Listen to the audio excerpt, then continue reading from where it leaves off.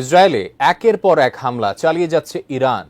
Haifa, Tel Aviv, Bat Yam, Jerusalem সহ দেশটির প্রায় সব গুরুত্বপূর্ণ শহরে আঘাত হেনেছে ইরানের মিসাইল। হামলায় এক প্রকার ধ্বংসস্তূপে পরিণত হয়েছে নেতানিয়াহুর দেশ। এমন অবস্থায় প্রকৃতির প্রতিশোধ স্বরূপ এক টুকরো গাজায় পরিণত হয়েছে দেশটি। ফলে কান্না থামছে না ইসরায়েলের বাসিন্দাদের।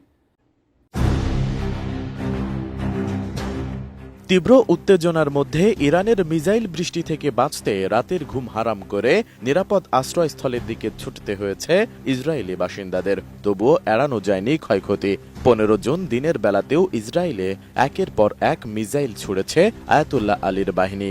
স্মরণকালের ভয়াবহ এ হামলায় দিশেহারা অবস্থা ইসরায়েলিদের।